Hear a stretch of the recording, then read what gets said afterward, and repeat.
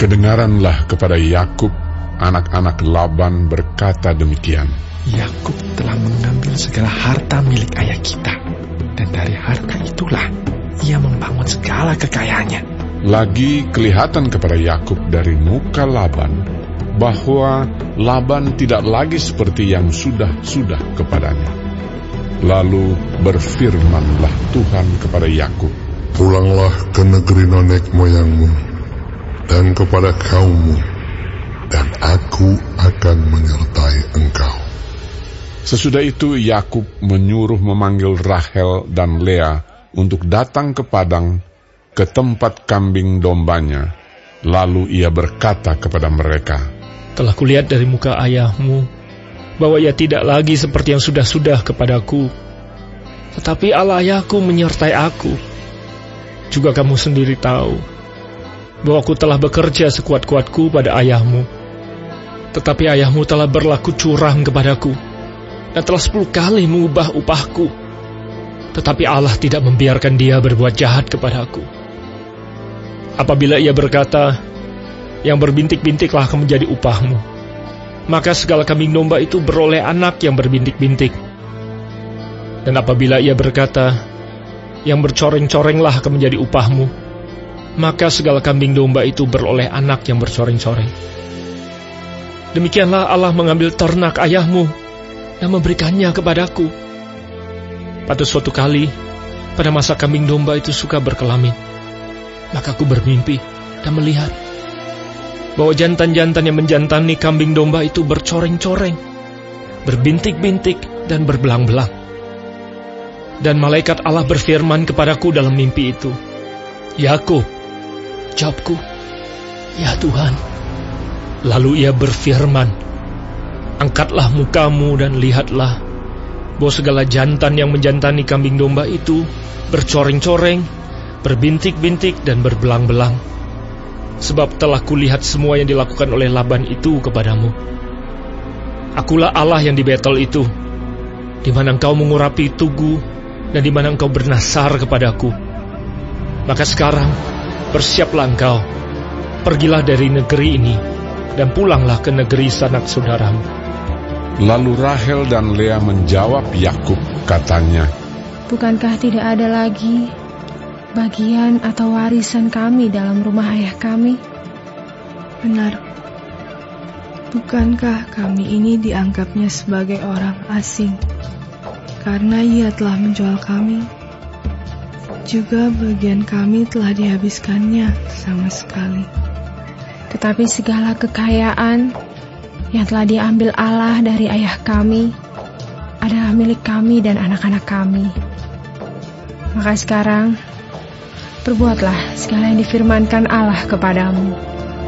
Lalu bersiaplah Yakub, dinaikkannya anak-anaknya dan istri-istrinya ke atas unta, digiringnya seluruh ternaknya dan segala apa yang telah diperolehnya, yakni ternak kepunyaannya yang telah diperolehnya di Padan Aram, dengan maksud pergi kepada Ishak ayahnya ke tanah Kanaan. Adapun Laban telah pergi menggunting bulu domba-dombanya. Ketika itulah Rahel mencuri terafim ayahnya. Dan Yakub mengakali Laban, orang Aram itu, dengan tidak memberitahukan kepadanya bahwa ia mau lari. Demikianlah ia lari dengan segala harta miliknya. Ia berangkat menyeberangi sungai Efrat dan berjalan menuju pegunungan Gilead. Ketika pada hari ketiga dikabarkan kepada Laban bahwa Yakub telah lari, dibawanyalah sanak saudaranya bersama-sama. Dikejarnya Yakub 7 hari perjalanan jauhnya. Lalu ia dapat menyusulnya di pegunungan Gilead. Pada waktu malam, datanglah Allah dalam suatu mimpi kepada Laban, orang Aram itu, serta berfirman kepadanya, jagalah baik-baik, supaya engkau jangan mengatai Yakub dengan sepatah kata pun. Ketika Laban sampai kepada Yakub, Yakub telah memasang kemahnya di pegunungan. Juga Laban dengan sanak saudaranya telah memasang kemahnya di pegunungan Gilead. Berkatalah Laban kepada Yakub, "Apakah yang kau perbuat ini? Maka engkau mengakali aku dan mengangkut anak-anakku perempuan sebagai orang tawanan. Mengapa engkau lari diam-diam dan mengakali aku? Mengapa engkau tidak memberitahu kepadaku, supaya aku mengantarkan engkau dengan sukacita dan nyanyian dengan rebana dan kecapi? Lagi pula engkau tidak memberikan aku kesempatan untuk mencium cucu-cucuku laki-laki dan anak-anakku perempuan. Memang bodoh perbuatanmu itu. Aku ini berkuasa untuk berbuat jahat kepadamu. Tetapi Allah ayahmu telah berfirman kepadaku tadi malam, jagalah baik-baik. Jangan engkau mengatai Yakub dengan sepatah kata pun. Maka sekarang, kalau memang kau harus pergi semata-mata karena sangat rindu ke rumah ayahmu, mengapa engkau mencuri dewa-dewaku?" Lalu Yakub menjawab Laban, Aku takut, karena pikirku, jangan-jangan kau merampas anak-anakmu itu daripada aku. Tetapi pada siapa engkau menemui dewa-dewamu itu, janganlah ia hidup lagi. Periksalah di depan saudara-saudara kita segala barang yang ada padaku, dan ambillah barangmu. sebab Yakub tidak tahu bahwa Rahel yang mencuri terafim itu. Lalu masuklah Laban ke dalam kemah Yakub dan ke dalam kemah Lea dan ke dalam kemah kedua budak perempuan itu, tetapi terafim itu tidak ditemuinya.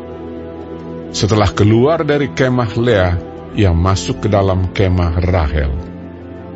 Tetapi Rahel telah mengambil terafim itu dan memasukkannya ke dalam pelana untanya dan duduk di atasnya. Laban menggeledah seluruh kemah itu, tetapi terafim itu tidak ditemuinya. Lalu kata Rahel kepada ayahnya, "Janganlah Bapa marah, karena aku tidak dapat bangun berdiri di depanmu, sebab aku sedang haid." Dan Laban mencari dengan teliti, tetapi ia tidak menemui terafim itu. Lalu hati Yakub panas, dan ia bertengkar dengan Laban. Ia berkata kepada Laban, Apakah kesalahanku? Apakah dosaku? Maka engkau memburu aku sehebat itu. Engkau telah menggeledah segala barangku. Sekarang apakah yang kau temui dari segala barang rumahmu? Letakkanlah di sini di depan saudara-saudaraku dan saudara-saudaramu, supaya mereka mengadili antara kita berdua. Selama 20 tahun ini, aku bersama-sama dengan engkau. Domba dan kambing betinamu tidak pernah keguguran, dan jantan dari kambing dombamu tidak pernah kumakan. Yang diterkam oleh binatang buas tidak pernah kubawa kepadamu. Aku sendiri yang menggantinya. Yang dicuri orang, baik waktu siang, baik waktu malam, selalu engkau tuntut daripadaku. Aku dimakan panas hari waktu siang, dan kedinginan waktu malam, dan mataku jauh daripada tertidur. Selama 20 tahun ini aku di rumahmu.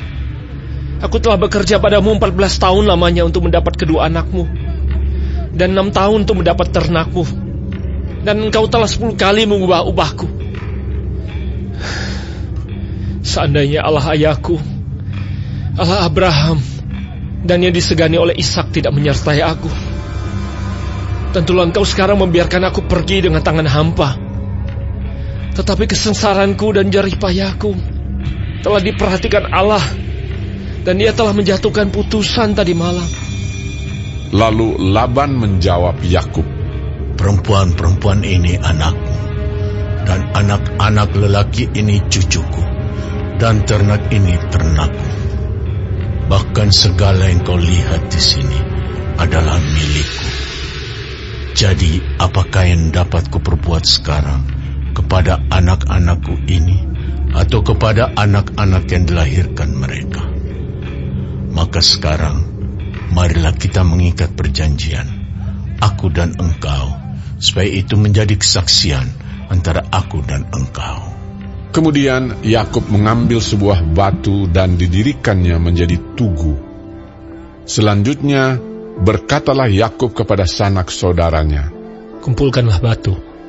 Maka mereka mengambil batu dan membuat timbunan, lalu makanlah mereka di sana di dekat timbunan itu.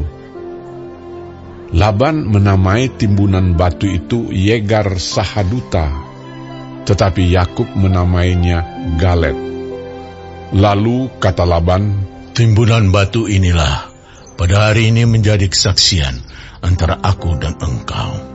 Itulah sebabnya timbunan itu dinamainya Galet dan juga Mispa, sebab katanya, "Tuhan kiranya berjaga-jaga antara aku dan engkau apabila kita berjauhan.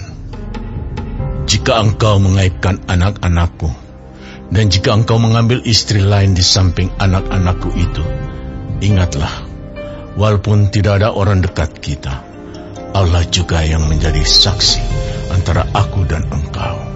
Selanjutnya kata Laban kepada Yakub, "Inilah timbunan batu, dan inilah tugu yang kudirikan antara aku dan engkau.